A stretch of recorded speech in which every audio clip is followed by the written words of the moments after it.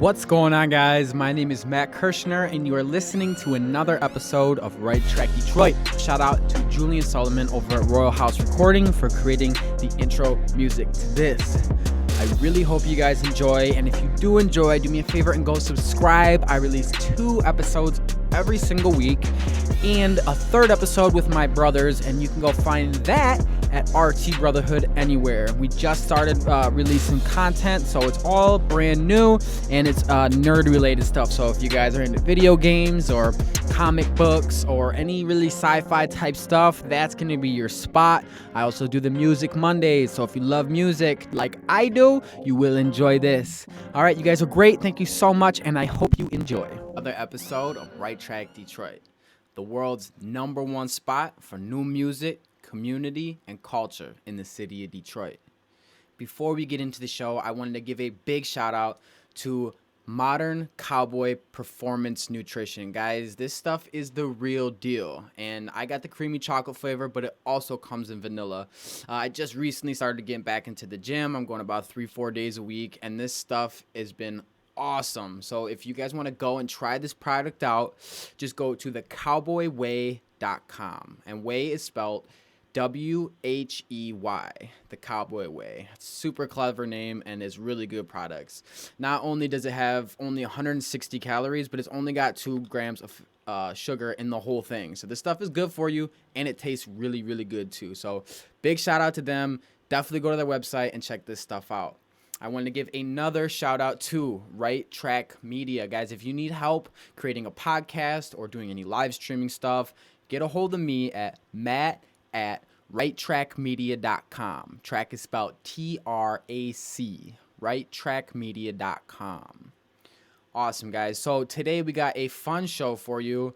I'm really excited. We got a couple topics that I've been wanting to talk about, plus some stuff we talked about in the past. We're just going to be getting a little bit deeper into it. So without further ado, we're going to hop right into it. And actually, real quick, if you haven't gone and subscribed, go ahead and do that real quick, because I do new episodes every single week. Also, I just started a podcast with my brothers. I got 2 brothers. We do every Thursday at noon. We talk about nerd-related stuff because we're just kind of big nerds, and that's what it is. We love to talk about stuff we love. So that's super cool, and you can find us on any platform at RT Brotherhood. That's Right Track Brotherhood. We just kind of put it all together, and it's been going extremely well so far. So I'm just excited about that. I'm excited about this. And then, of course, you guys know we have the Right Track Detroit Music Mondays as well. So without further ado, we're going to get right into it. And here we go. All right. So let me just pop this full screen for you guys. The first thing we're going to talk about is Ford details the first phase of construction at the Michigan Central Station in Detroit. Now, we've talked about this in the past, and if you guys don't know, this building is massive. It's just ridiculous. And for 30 years, it was actually vacant and abandoned. I'm sure people have seen a ton of ruined porn and all that stuff. But right now, Ford's in the process of not only doing this, but a bunch of buildings in that area as well. Just recently, we talked about on Halloween, they opened up this huge thing with, it was for the neighborhoods in Detroit. They opened it up, and it was a free haunted house. Super cool. But not only that, all the windows you see on there, they put a light display. So it wasn't just each window was a light. It was actually images moving through and changing and shifting to a pumpkin, a ghost, boo, happy Halloween, the whole 9. It was really cool. But right now, this is just kind of the first phase of construction. So I'm going to read just a little bit about it to give you guys an idea of what's going on. So for starters, Ford plans to winterize the 105-year-old building in Detroit's Corktown neighborhood.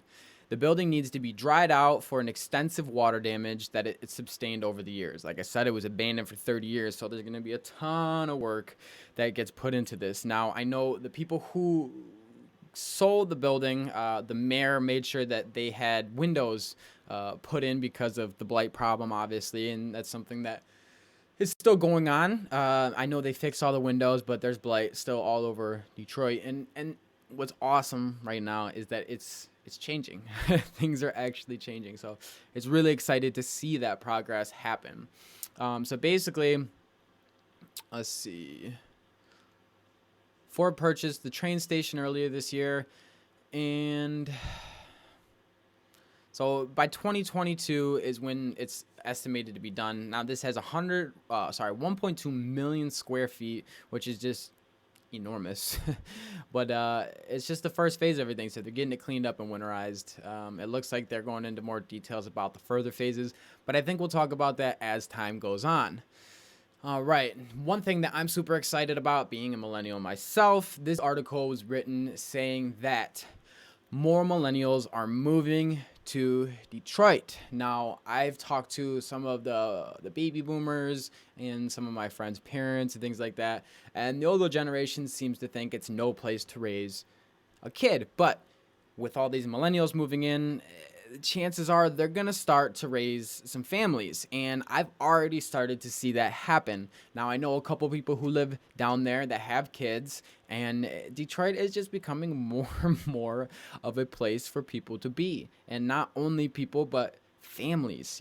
Our school system still needs a lot of work. Unfortunately, Michigan in general is the lowest in the whole country. Now, I believe that's something needs to work on, but I also, traditional schooling to me doesn't make a lot of sense. They teach you the stuff that they want to teach you, but there's certain life skills that they don't teach you, like how to get insurance, how to apply for credit cards, even how to change a tire. So I have a hard time with traditional schooling because myself personally was terrible at schooling. I'm in right now a certificate program to become a certified IT professional, and that makes sense to me. You're going for something to propel your career. Now, basic curriculum and basic knowledge that you're probably not going to use a whole lot of doesn't make a ton of sense to me, but I'm not going to get into too much detail about that right now because it's really pointless. So let's talk about the millennials, though. So on Tuesday, December 4th, the Detroit Regional Chamber released an annual State of Region report detailing the economic activity in the Metro Detroit area. So now what this is saying is, in 2018 to 2019 State Region report found that Detroit is performing on par with the rest of the nation in several categories, including per capita income growth and private sector job growth.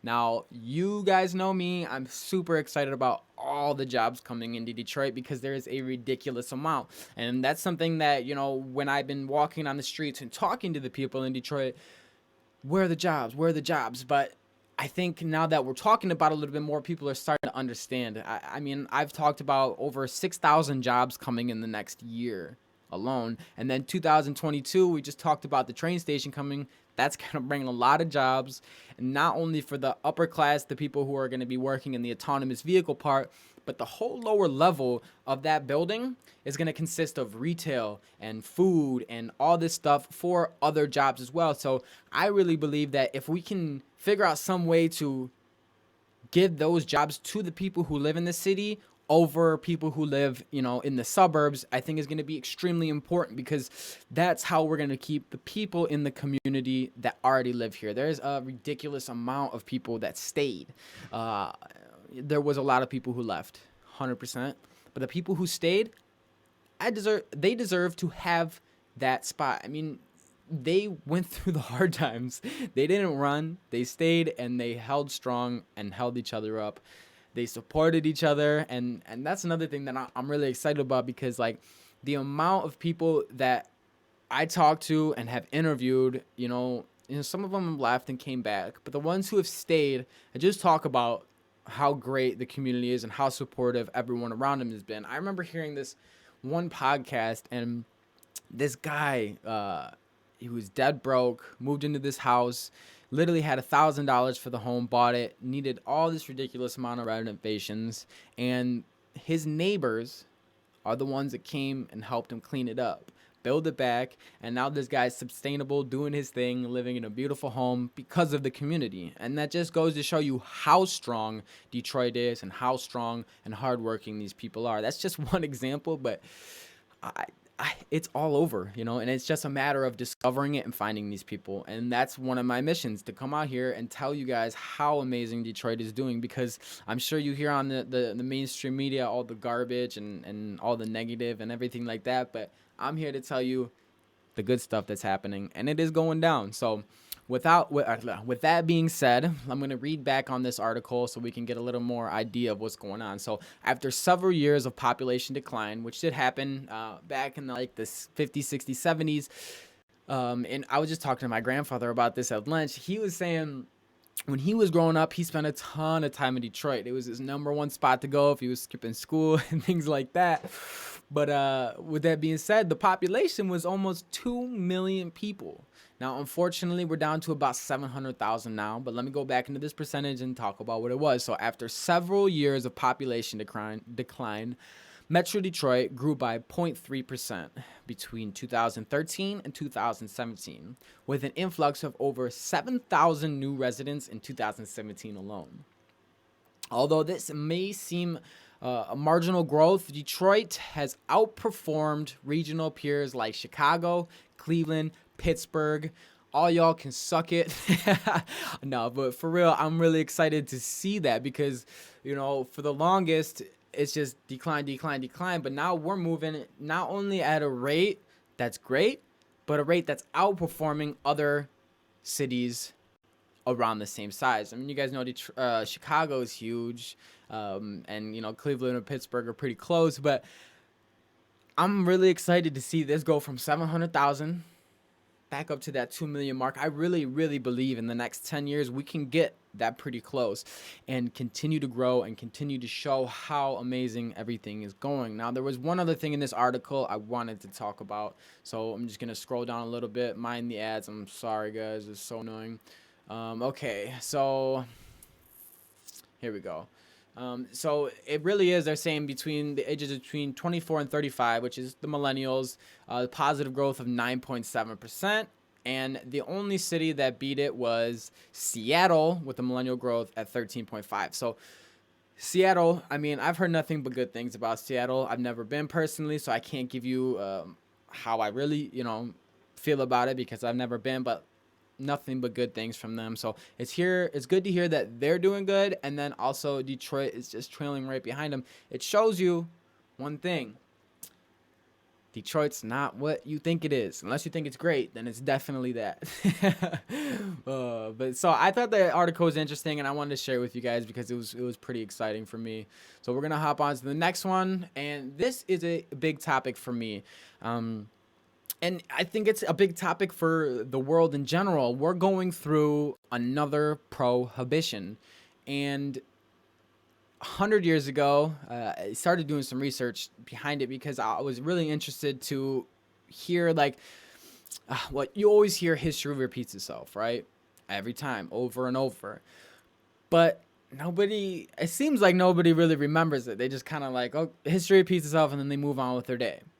But I mean, 100 years ago, back in, what was it, 1919, we went through the Michigan, sorry, I'm reading the article already. We went through the prohibition on alcohol. And 100 years later, now we're going through the prohibition on marijuana.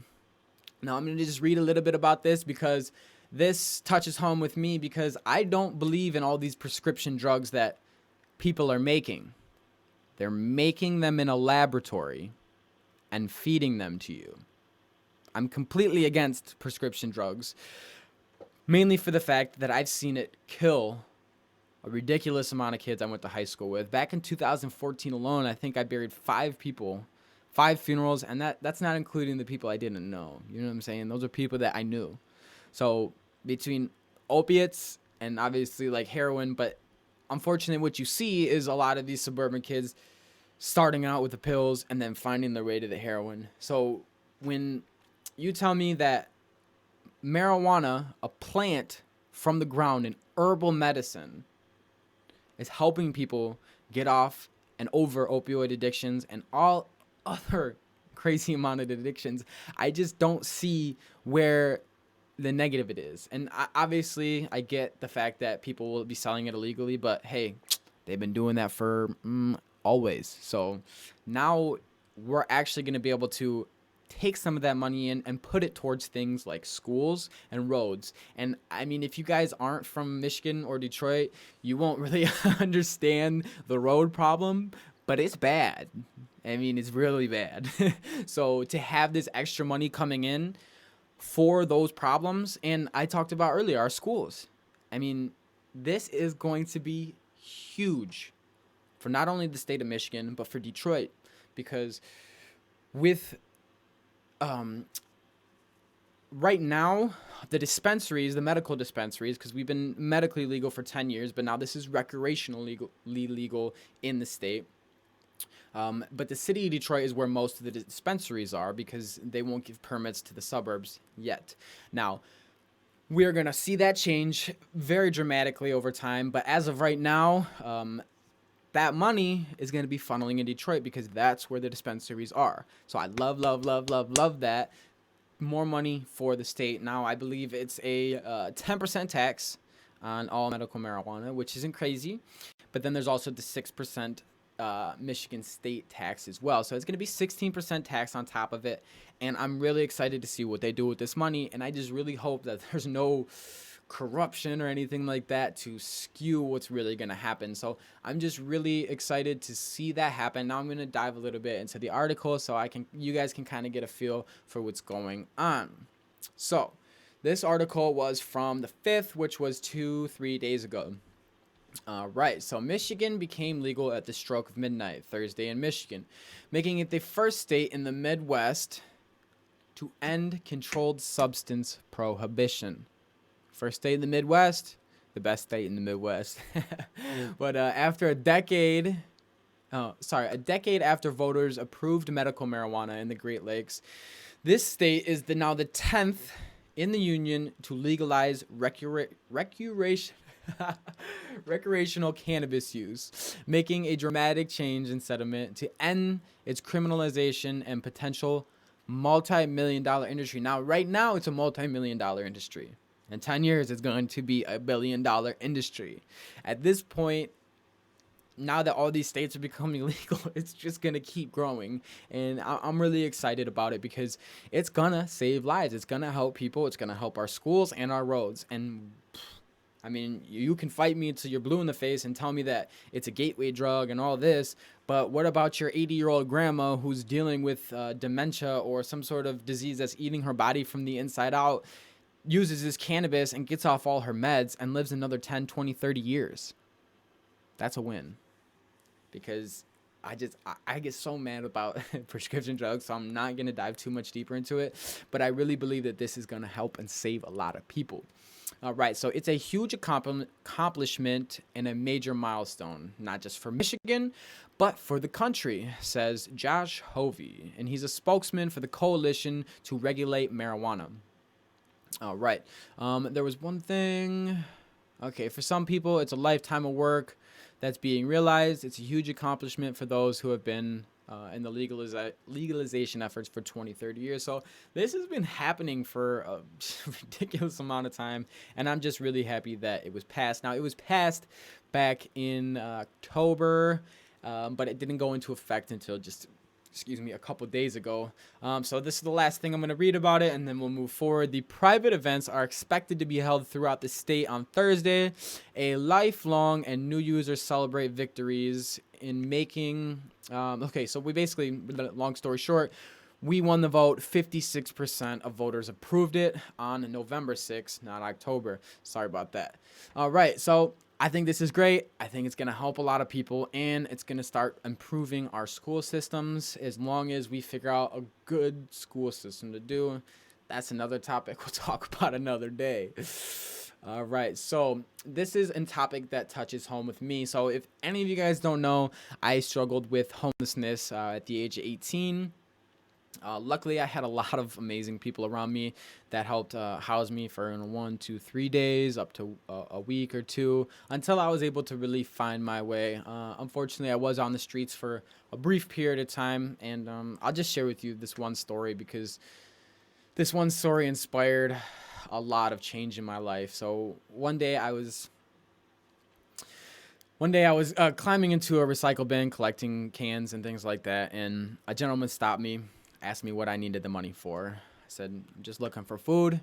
And he shared a little bit of story with me and said, just keep my head up. But he gave me $5 and a big bag full of bottles, so I was able to get food that day. But that wasn't what was important. The thing that really changed my life is he gave me direction and guidance. He pointed me in the direction of the Department of Human Services, where I was able to get a bridge card.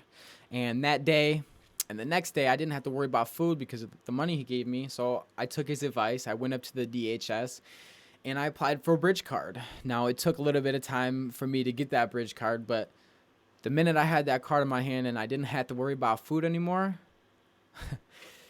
I got a job 3 days later. Later. And I'd like to say the rest is history. But I'm still climbing my way. I'm blessed to have a car and a roof over my head and loving family around me.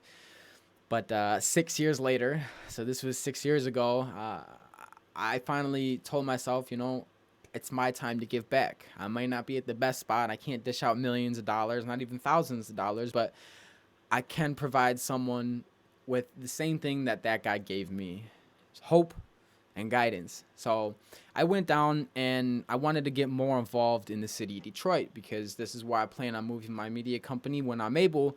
So I went down in the streets and I just started walking the city of Detroit, seeing what it had to offer and seeing how bad the homeless population was. After I did that, I went door to door, knocking on every single clothing maker's door I could in the city. And I basically just said, hey, this is my story, and I want to do something to give back. I want to create these resource backpacks for the homeless. In the backpacks, it's going to have a list of shelters, how to get insurance, how to get cell phones, and it's going to have 1 day's worth of food so that they have no excuse not to use those resources. And the first door I knocked on was a guy named Bernard Bentley at Love Life Swagger. And he, right away, he's like, I'm in. Whatever I got to do, let's do it. So with that little bit of motivation, I started a GoFundMe.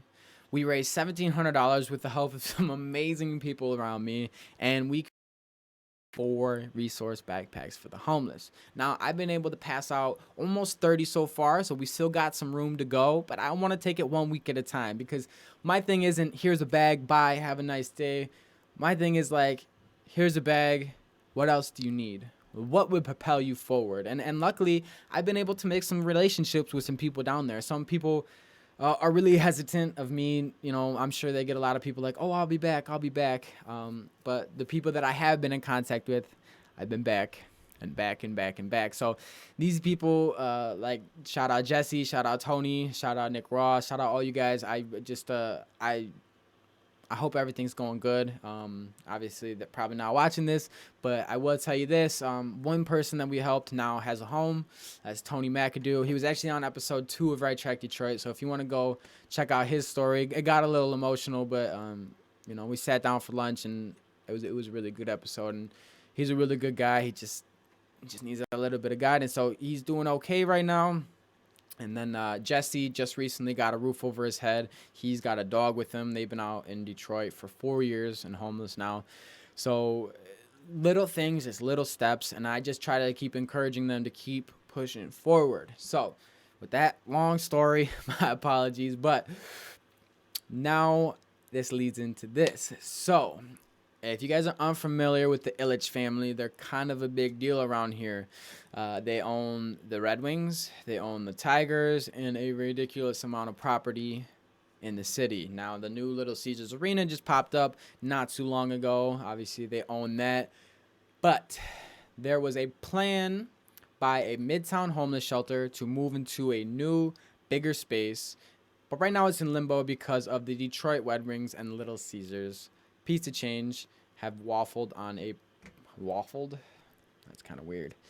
They have backed out on a verbal agreement to pay $1.5 million to the shelters. Now, I guess this has been going on for a couple years and it's still in process. So I'm not going to talk negative about it until we know exactly what's going on, but there is still time for this to happen. So we're going to keep up to date with this. And the reason I wanted to talk about it is because there is people out there doing some really cool stuff. There's some people that have been on the podcast that are doing stuff like Human Matrix Services with Becky Scarcello. I believe that was episode 18. She's doing a lot of great stuff and putting in the groundwork, as well as Ken Brown, who is actually the director of the Human Matrix Services in Detroit. I had an opportunity to meet with him, and we sat down and talked for a little bit. He gave me a tour of this building. It's massive and beautiful, and they're doing some cool stuff. So I just want to touch on this a little bit, share my story with that, because this homelessness thing is kind of a big deal.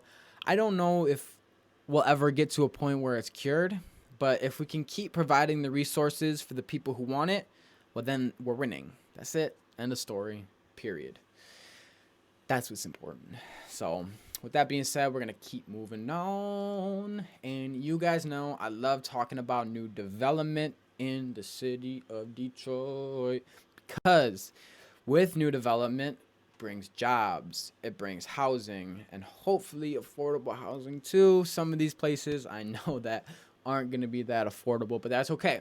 So we're going to talk a little bit about this, and it's talking right now about this dude got a big flip on it, right? He bought it for like 16 or 2 million, and he's selling it for 16 million. So I'm not really kind of talking about that. It's more or less the development that's happening. So this T-shaped tower at 1401 rivered in the city's Lafayette Park to Novi-based development company. So it's an 8-story structure which dates to the early 1950s when Detroit was booming. It once housed the Wayne State University pharmacy program. It was also known as Shapiro Hall. Now, this is talking about some blight tickets and things like that. I don't know why they talk about this stuff. I really rather talk about what's going into it and then what's going to continue to grow from it. So I don't know exactly what they're doing, and this article doesn't say. Here's a picture of it, but what I'm excited about is you see the face of it. That leaves room for murals. You guys know that I love the murals in the city. We talked about that a couple episodes ago. But this is going to be really cool. It's a really cool, really good new development, and it's in a great spot of the city. So this is just one of many buildings that are being redone in the city. And what does that tell you guys? It tells you that investors are coming to Detroit. Why? Well, for one, I mean, property value is probably one of the cheapest places in the country. So you get this beautiful building for low, put some money into it, build it, and you got a lifelong investment. I think it's great. I personally, hopefully in the next couple of years, I'll be able to buy some property down there, because I just truly believe that in the next 10 years, it is going to be, Detroit is going to be the staple of the Midwest. That's it.